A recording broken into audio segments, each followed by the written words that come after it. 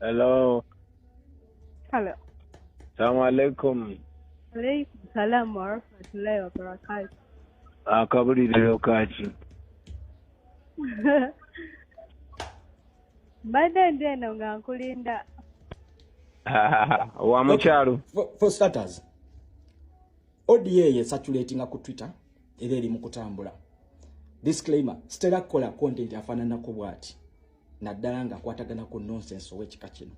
Cause bingi nnyo byogeddwa ku His Excellency Kyagulanyi Ssentamu Robert. Naye siri wano to defend His Excellency Kyagulanyi. Wabula I'm here to clarify something.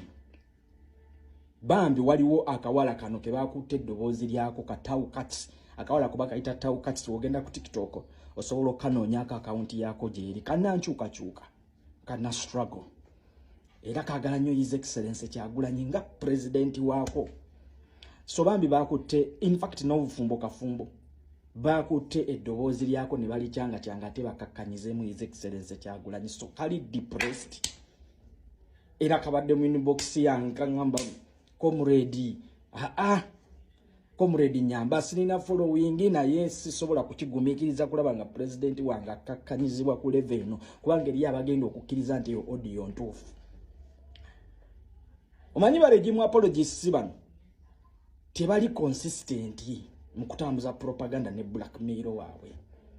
For starters, waliwo kye nalabye eky'omutwe ogulinga ogwange kyonna kijjudde mu kamera kati kyonna kijjeeyo essimu kiraga nti kizanyira audio. Munaye ono Bobi Wine ali mu bwenzi yabadde ne side kiiki ng'ayogera naye ku ssimu. Ekiwumba tutu kye kimu kino. Mmayika ku kibadde kizze nga kikola video nga kikwata ekifaananyi kya Nubian Lee ne His Excellency Bobi Wine ne kigamba bano basiyazi. At the same time lwali okikulaga tate His Excellency Kyagulanyi Ssentamu Robert gwe kigamba nti musiyazi ate ali mu kukola bwenzi bbali. Ali ku audio na mukazi. Kati lina katuveeyo katudde wano ku factuals. Mu ntandikwa ya audio eno giwulira engeri essimu gyeringingamu nti kikulaga His Excellency Bobi Wine ye ya recordinga audio eno. Kati ekibuuzo kiri nti wekibanga yakuba essimu His Excellency Bobi Wine ya recordinga audio eno yali ya recordinga yaki. Era olwaleero waateeyo audio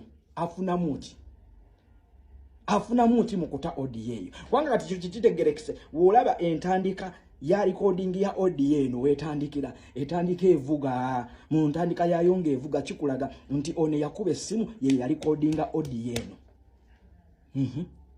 Kakati kitegeeza His Excellency Bobi Wine yaba yata audio eno kati mu kugita afune muki. Ekyokubiri ku nkomekerezo ya audio eno akulaga nti ono yakubye essimu Bobi Wine yeekanga obwedda ndi ku direct call.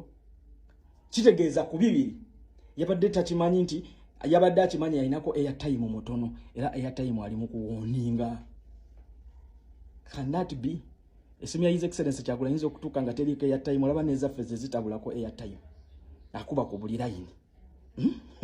Kati kino kikuzeeyo ku audio za Dr. Kizza Besigye ze balerizinga nti yali mu kupachesinga mundu yali mu arms deal n'abazungu mwenda ze yabesingirako nasinzirirako mu studio za NBS era ngalaga nti bali basobola n'okutta Dr. Kizza Besigye nga basinzirira ku audio ezo nga obujulizi.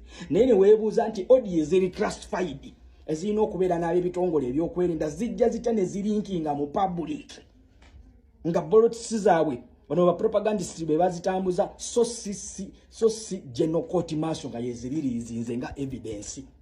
Wabula ono gwe bavunaana ali munda Court Martial tenawa na releasinga bujulizi wabula bolotisi zaabwe eno wabweru zaafulumizza dde obujulizi. Bano be bantu betukugamba bannansiko abalemedde mu analog.